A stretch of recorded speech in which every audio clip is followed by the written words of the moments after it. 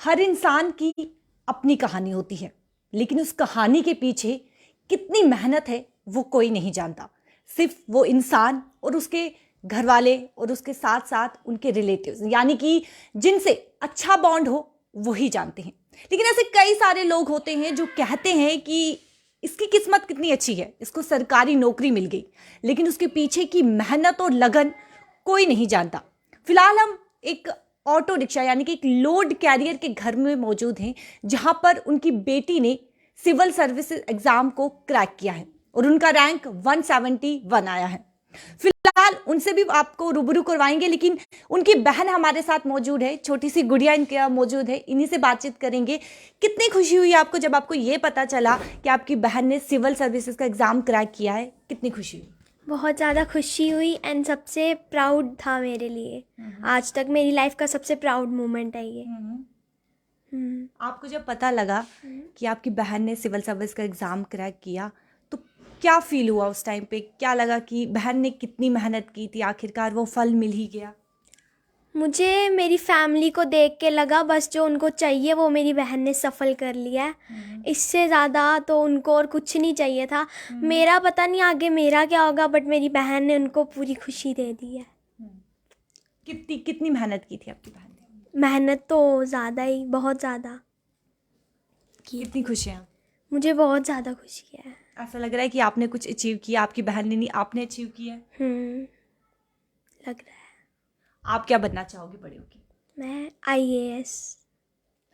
ये उनकी बहन मौजूद थी, उनसे भी रूबरू करवाएंगे, लेकिन आप ये देख सकते हैं ये वो परिवार है जहाँ पर कहा जाता है, जिस तरीके से रिलेटिव्स की बात करें तो कहा जाता है कि बॉन्ड जो है वो कहीं ना कहीं बिगड़ जाता है। लेकिन आप ये देख सकते हैं चाची और इनकी माता जी यहाँ पर मौजूद हैं, साथ में रहती हैं, और इनके आपस का क्या कुछ बॉन्ड है, इन्हीं से बातचीत करेंगे।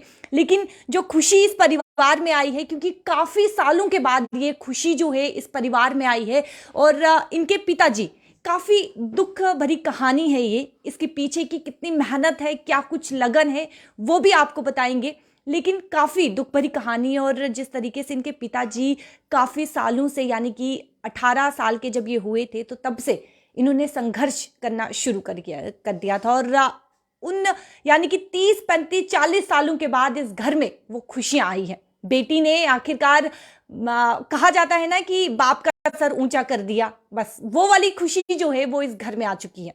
बातचीत करेंगे। फिलहाल हमारे साथ मुस्कान सहानी मौजूद हैं, इन्हीं से बातचीत करेंगे। पहले तो बहुत बहुत बधाई आपको। शुक्रिया मैम, शुक्रिया। आपको भी बहुत ज़्यादा बधाइयाँ, और बहुत अच्छा फील हो रहा है। ऐसे लग रहा है, कहते हैं ना कि क्लाउड 9 पे, बस वैसे ही फील हो रहा है। और कहते हैं वही, बस मेहनत सफल होती हुई दिखे तो आपकी जो पुरानी जो होती हैं प्रॉब्लम्स, वो एक पल में आपको कुछ भी नहीं दिखती। तो बस आज वो मोमेंट है, और बहुत खुशी है जिन्होंने भी मुझे विश किया, और जो देख भी रहे हैं सभी को बहुत बहुत शुक्रिया। और या आगे बहुत अच्छा काम करने की जो है एक सोच है जी। यहाँ पर आप देख सकते हैं आंसू गिर रहे हैं, खुशी के आंसू है ये।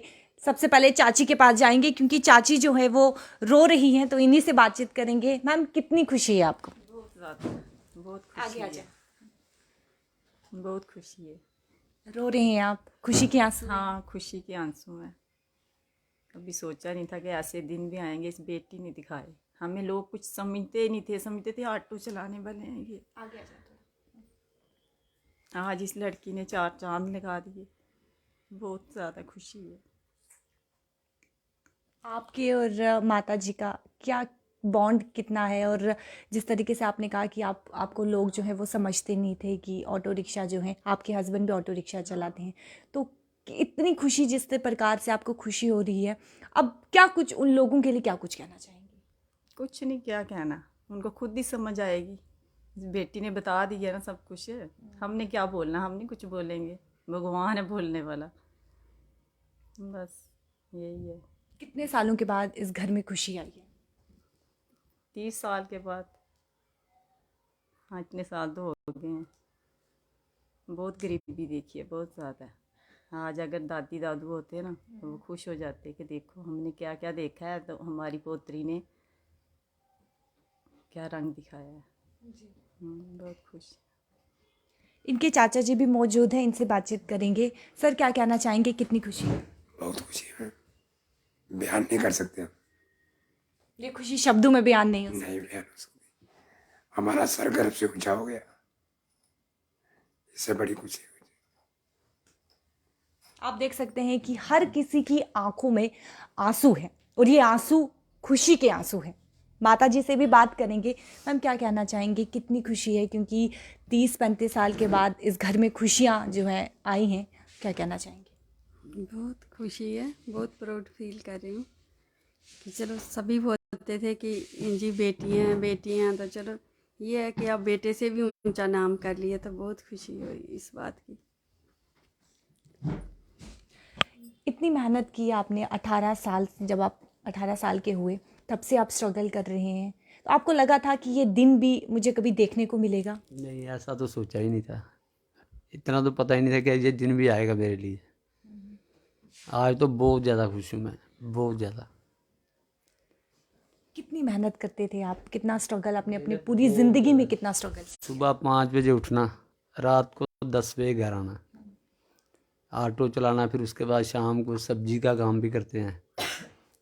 तो इसलिए थोड़ा बहुत हमारा सिस्टम सेट हो गया, तो बच्चे ही थोड़े बढ़ गए, इसने तो बहुत कुछ कर दिया। अब तो मेरी भी थोड़ी मेहनत कम हो जाएगी।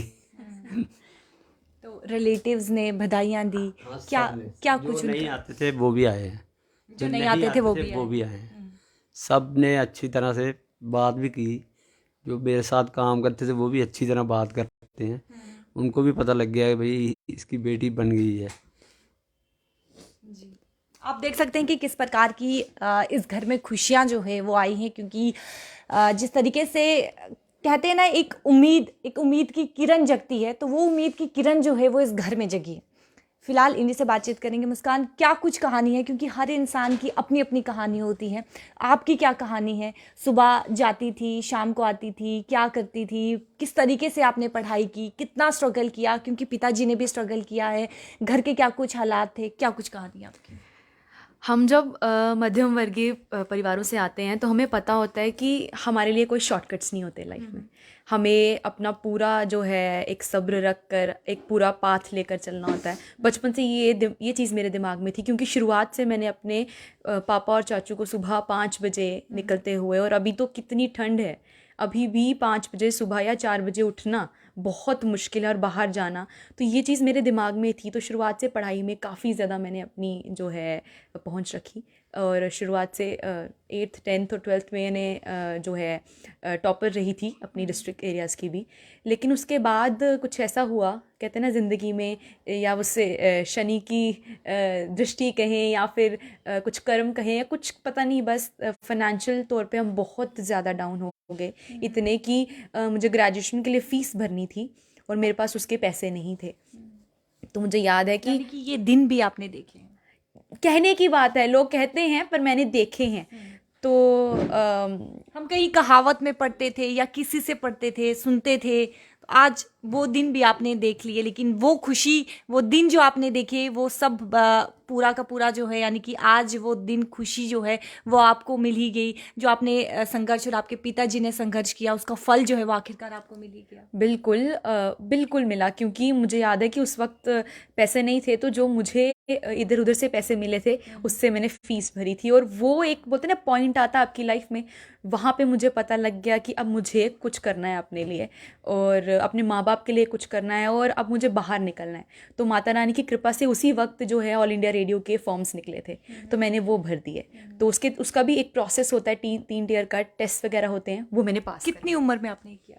मैंने ये 18 साल में मैंने ऑल इंडिया रेडियो को ज्वाइन कर लिया, और उसके साथ मुझे शोज़ मिलते थे, तो वो मेरा एक बहुत बड़ा अच्छा सोर्स हो गया कि मैं उसके साथ जो है अपना खर्चा निकाल सकती थी। तो फिर मैंने 3 साल ग्रेजुएशन की, लेकिन कहते हैं कि जब आप कमाने लगते हो तो ज़रूरतें बढ़ती हैं, और वो मुझे लगा कि मैंने ग्रेजुएशन कर ली पढ़ाई के साथ साथ। फिर जब ग्रेजुएशन मैंने की तो उसके बाद से मुझे पता था कि मुझे पैसे तो अपने घर वालों से नहीं लेने, तो मैंने 21 साल की जो पहले फ़ीस देते थे मैंने वो भी नहीं ली। फिर मुझे लगा कि अब मुझे बाहर खुद जो है वो एक कदम बढ़ाना है, तो मैंने फ्रीलांसिंग करना स्टार्ट किया। मेरे दोस्तों ने बहुत हेल्प की मुझे फ्रीलांसिंग में, मुझे सिखाया किस तरीके से करते हैं। मैंने कंटेंट राइटिंग स्टार्ट की। मैं सुबह 5 साढ़े 5 बजे उठती हूँ, जुम्बा क्लासेस लेती हूँ। उसके बाद 2-3 घंटे के बाद मैं ट्यूशन्स पढ़ाने जाती थी। उसके बाद जो है मैंने घर आना, खाना खाना, फिर शाम को एफएम हो तो एफएम चले जाना। फिर घर आके मैं पहले जल्दी जाती थी, क्योंकि मुझे पता था मेरे पास पढ़ने को टाइम नहीं है। बात ही यही है कि समय ही नहीं है, और समय सबसे अमूल्य चीज़ होती है। 5 बजे सुबह घर से निकलती थी और उसके बाद शाम को 8-9 बजे अब घर वापस आती थी। जी बिल्कुल, जब एफएम वगैरह शोज़ होते थे, ट्यूशन पढ़ा के आना, मैं सो जाती थी और फिर रात को मैं पढ़ती थी। और वही चीज़ है कि मैं वहाँ पे सोती थी और ये सब पापा और चाचू उठ के बाहर काम पर जाते थे। तो वो एक चीज़ मेरे दिमाग में थी कि मुझे कुछ ना कुछ तो करना है लाइफ में बड़ा। तो फिर जैसे ही मैं 21 वर्ष की हुई, पता नहीं ये भी एक माता रानी का कुछ वो था, मैं 21 साल की हुई और उसी तरह जो एडवर्टाइजमेंट आ गई JKS 2021 की। तो मुझे लगा कि ये एक बहुत अच्छा प्लेटफॉर्म है, और स्पेशली मेरे लिए नहीं, मुझे लगता है कि मेरी जैसी जो जितनी लड़कियां होंगी उनकी भी आगे मदद करने के लिए, क्योंकि आपकी स्टोरी अपनी होती है, लेकिन जो स्ट्रगल्स हैं वो हर जगह हैं। तो मुझे लगा कि मुझे ये फॉर्म भरना चाहिए। मेरा बैकग्राउंड नहीं था, मैंने कभी नहीं सोचा था कि मैं ऐसा जो है पीछे बड़ा कुछ करूँगी, लेकिन एक बोलते ना फोकस होता है, एक तरीके की पढ़ाई चाहिए होती है। मैंने ग्रेजुएशन में ऐसा कुछ नहीं सोचा था। तो फिर जब मैंने बोला फॉर्म भरा, तो मैंने तब पढ़ाई स्टार्ट की। मुझे लगता है कि प्रीलिम्स में, मुझे लगता है कि 4 महीने थे, 4 महीने में मैंने प्रीलिम्स की तैयारी कर ली। वो मेरे को बहुत मदद की मेरे दोस्तों ने, कहते हैं ना गाइडेंस में, और एक जो इंटरनेट गुरु है, बस ये 2 चीज़ें थी मेरे पास। लोग पूछते हैं आज की कोचिंग कहाँ से की। मैंने मतलब ये कहते हुए मेरा गला दब जाता है कि मेरे पास मतलब मॉक लगाने के मतलब पैसे नहीं थे, कि जो एस्पिरेंट्स होंगे उनको पता होगा कि जब हम टेस्ट देते हैं। यानी कि आपने मॉक टेस्ट भी नहीं दिए हैं, कोई कोचिंग नहीं की है, जितना आपने पढ़ा है, जितनी आपके पास बुक्स थी जिनमें से आप मतलब गुजारा करती थी, उतना ही आपने पढ़ा और उसके बाद आपका फर्स्ट अटेम्प्ट में निकल गया। बिल्कुल, मेरे पास मॉक के भी, और एक प्रीलिम्स का भी नहीं, मेंस का भी नहीं, और इंटरव्यू का तो बिल्कुल भी नहीं। मैंने बिल्कुल भी मॉक टेस्ट सीरीज़ कुछ भी नहीं लिया। मेरे पास जो भी था इंटरनेट का सोर्स था, और जो बुक्स मुझे मेरी टीचर्स या प्रोफेसर्स ने फ्री की दी थी वो बुक्स थी, बस वो मेरा गुजारा था। और सबसे बड़ा जो स्ट्रीट नॉलेज, जो मैं लोगों से बात करती थी, जब मैं एफएम में इंटरव्यूज़ लेती थी, या फिर जब मैं खुद की परेशानियां देखती थी, सबसे बड़ी कि एक मध्यम वर्गीय, उनसे जो नीचे परिवार के लोग क्या जूझ रहे हैं। जब मैंने अपने आंसर्स एसेज वगैरह भी लिखे, मैंने उसमें बहुत ज़्यादा कोटेशंस दी जम्मू कश्मीर की, क्योंकि मैं रूट लेवल पे इंसान, कहते हैं ना जब आप मिट्टी पे होते हो तो आपको पता होता है क्या चीज़ें हैं। तो मैंने वो काफ़ी हाई एग्जाम्पल्स दी वहाँ पे, और मुझे लगता है कि शायद वो काम कर गया, उन्हें अच्छा लगा होगा, कुछ तो हुआ। तो बस उस वजह से रिज़ल्ट आया। मुझे उम्मीद नहीं थी, लेकिन कहते हैं कि जब उम्मीद नहीं होती तो वो उससे भी बड़ी उम्मीद देती है। तो माता रानी, मुझे लगता है कि बस उसी वजह से सब अच्छा हो गया। तो जब रिज़ल्ट निकला तो पता चला कि सिलेक्शन हो गई है, तो और भी ज़्यादा खुशी का माहौल था। तो बस अब उससे अच्छा ही चल रहा था सबसे। ये अचीवमेंट्स आपकी ये साफ तौर पर नज़र आ रही है। ये मैं एक बार कैमरामैन को बोलूँगी यहाँ पे फोकस करे राकेश भैया, आप देख सकते हैं यहाँ पर ये अचीवमेंट्स हैं इनकी, इसके पीछे भी क्या कहानी है वो भी जानेंगे। ये अचीवमेंट्स आपने कब प्राप्त की थी? मैं शुरुआत से ही को करिकुलर एक्टिविटीज़ में बहुत ज़्यादा थी। मैं किताबी मतलब उसमें नहीं थी। मेरी जो पढ़ाई है, मैंने कहा ना कि बहुत रूट लेवल पे हुई है। मैं हर चीज़ में, स्पोर्ट्स हो, डांस हो, डिबेट्स हो, या डिक्लेमेशन हो, कुछ भी हो, मेरा नाम सबसे पहले होता था। तो ये कुछ है, मैं आपको दिखाती हूँ। ये मेरे एकेडमिक हैं, ये एकेडमी से मिले हैं। ये बेटी बचाओ बेटी पढ़ाओ के मुझे 2 मिले थे, जब मैंने 12th में टॉप किया था और जब मैंने 10th में टॉप किया था। फिर एक मुझे ये वाले डेक्लेमेशंस में मिले हैं। मैं आपको ये दिखाना चाहूँगी, आप देख सकते हैं ये बेटी बचाओ बेटी पढ़ाओ का इनको ये मिला है, आप देख सकते हैं। ये भी बेटी बचाओ बेटी पढ़ाओ का डिस्ट्रिक्ट टास्क फोर्स। ये फर्स्ट एनिवर्सरी जब थी बेटी बचाओ बेटी पढ़ाओ की जम्मू कश्मीर में, बहुत बड़े लेवल पे हुआ था। IAS officers, red cross society के जो डायरेक्टर हैं वो आए थे, और तब मुझे चेक मिला था। मुझे याद है आज भी, 2000 रुपये का वो चेक था, 5000 रुपये का वो चेक था। यानी कि मेहनत आपने बचपन से की है। मैंने कहा जैसे कि जब हम मध्यम वर्गीय परिवारों से होते हैं तो हमें एक चीज़ तो पता होती है कि हमें अपने रास्ते खुद बनाने। लेकिन ऐसे कई सारे बच्चे भी होते हैं जिन्हें कोचिंग भी मिल जाती है, लेकिन फिर भी एक्सक्यूजेस पे एक्सक्यूजेस देते हैं कि नहीं, पढ़ने तो बैठे, वहाँ से शोर आ गया, पढ़ने तो बैठे लेकिन कहीं जाना था, चले गए। ऐसे कई सारे एक्सक्यूजेस होते हैं बच्चों के, उनके लिए क्या कुछ कहना चाहेंगे? मैं खुद एक एस्पिरेंट रही हूँ, तो मैं एक्सक्यूज़ेस के लिए तो मैं तो नहीं बोलूँगी कि वो मारते हैं, क्योंकि मुझे लगता है कि जो मेहनत करता है बच्चा उसको पता है उसके साथ क्या बीतती है। हाँ, कईयों का ग्रैबिंग पावर जल्दी होता है, कहीं आहिस्ता करते हैं, लेकिन याद रखिएगा जब आप कोई चीज़ कर रहे हैं, चाहे फिर 5 साल लगे, 6 साल लगे, उसे करके ही मानना है, क्योंकि वो लड़ाई आपकी आपके रिश्तेदारों से या किसी और से नहीं है, वो खुद से है। क्योंकि जब आप खुद पे जीत हासिल करते हैं तो वो जब आपको खुशी मिलेगी ना, उससे बढ़कर कोई खुशी नहीं है। तो मुझे पता है आप सब करेंगे, और एक्सक्यूज़ेस वगैरह आप ध्यान लगाइए, मेडिटेशन कीजिए। आप अगर नहीं भी भगवान को मानते हैं तो एक पावर को तो आप मानते होंगे। आंखें बंद करके जब भी आपको लगे कि आप उस पॉइंट पे हैं जहाँ पे आपको नहीं समझ आ रहा, तो मैं माता रानी से बहुत ज़्यादा सोल टॉक करती हूँ। मैं पूजा वगैरह कम करती हूँ जैसे लोग करते हैं, लेकिन जो सोल टॉक होती है ना, जैसे मेडिटेट करना, तो मैं उनसे बात करने की कोशिश करती थी और बहुत ज़्यादा फ़ायदा हुआ है। अगर आपको कंसंट्रेशन नहीं बनती, मेडिटेशन वगैरह या फिर कुछ ऐसा स्पोर्ट्स जिसमें आपको इंटरेस्ट है। इंटरव्यू के दौरान आपने एक लाइन कही हो जो आपको याद हो और वो काफ़ी ज़्यादा इफ़ेक्टिव हो, जो ऑडियंस को भी बताना चाहे या फिर उन बच्चों को भी बताना चाहे, एस्पिरेंट्स को बताना चाहे? इंटरव्यू के मुझे लगता है कि इंटरव्यू बहुत ही आइकॉनिक होता है, मेरा तो बहुत ज़्यादा था, लेकिन एक छोटी सी चीज़ मैं आप सभी के साथ शेयर करूँगी। उन्होंने मुझसे एक क्वेश्चन पूछा था हिंदुइज़्म के बारे में, हिंदुत्व के बारे में, कि हिंदुत्व तो तुम क्या समझती हो। अब हमारा जो ये कल्चर है, या जितनी भी इंडिया का जो कल्चर है, वो बहुत पुराना है। तो मुझे पता था वो ये तो नहीं जानना चाहते कि इसकी हिस्ट्री क्या है, तो मेरे पास सिर्फ एक ही लाइन थी, क्योंकि मैं मानती भी हूँ अगर मेरा धर्म मुझे हर इंसान की तरफ अच्छा बनने के लिए और किसी को बुरा करने के लिए मजबूर नहीं करता, तो वो धर्म मेरे लिए सर्वप्रिय है, और मैं ये अभिमान करती हूँ कि मैं एक हिंदू हूँ। तो मुझे लगता है कि वो आंसर शायद उनको अच्छा लगा था वहाँ पे।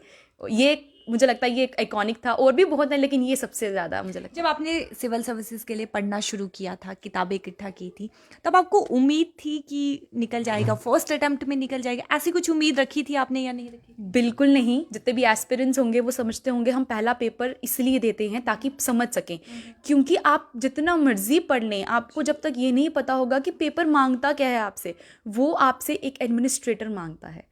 वो ये नहीं जानना चाहता आपने ये लड़ाई कब हुई, किस साल में हुई, वो ये जानना चाहता है ये लड़ाई क्यों हुई थी, और वो लड़ाई से आप आज क्या सीखते हो। तो वो चीज़ मुझे लगता है ग्रैब बहुत ज़्यादा जल्दी हुई कि क्या वो मांगता है। मैंने उस बेसिस पे पढ़ना स्टार्ट किया, और पहले साल में तो नहीं था मुझे, लेकिन कहते हैं ना कि जब पौड़ी चढ़ते गए मंजिल मिलती गई, तो फिर वो कारवां बन गया। तो बस वो कारवां आज मंजिल पर है। जी, बहुत बहुत शुक्रिया। साफ तौर पर आप सुन चुके हैं जिस तरीके से ये कहा जाए कि हर इंसान की, जिस तरीके से मैंने पहले कहा कि हर इंसान की अपनी अपनी कहानी है, उसके पीछे की स्ट्रगल क्या कुछ है, मेहनत क्या कुछ है, और मुस्कान सहानी जो कि बचपन से ही संघर्ष करती आई है, और सुबह 5 बजे उठती थी और उसके बाद अपने काम की ओर चले जाती थी, ट्यूशन्स पढ़ाना, फिर उसके बाद रेडियो इन्होंने ज्वाइन किया था, वहाँ जाना, और 7-8 यानी कि 9 बजे के करीब वो घर पहुँचती थी। और उसके पीछे का मेहनत की बात करें, उनके पिताजी की मेहनत, क्योंकि जिस तरीके से पिताजी ने मेहनत की और उसे देखकर बेटी के मन में हमेशा ये, बेटी हो या बेटा हो, हमेशा ये देखने को मिलता है कि हमारे पिताजी मेहनत कर रही हैं, हमारी फैमिली मेम्बर्स मेहनत कर रही हैं, तो आखिरकार हम क्यों नहीं, उन्हें प्राउड क्यों नहीं फील करवाएं। एक सवाल रहेगा मेरा पिताजी से, सर आपसे जानना चाहेंगे कि आपको कभी बेटे की कमी महसूस हुई? 2 बेटियां हैं आपकी, कभी बेटे की कमी महसूस हुई? नहीं, अभी तक तो नहीं। क्या लगा आपको जब बेटी ने एग्ज़ाम क्रैक किया, तो क्या लगा कि बेटे की कमी पूरी ख़त्म कर दी? खत्म हो गई, बिल्कुल क्लियर हो गई थी कि अब बेटे की जरूरत नहीं है, बेटी ही ठीक है।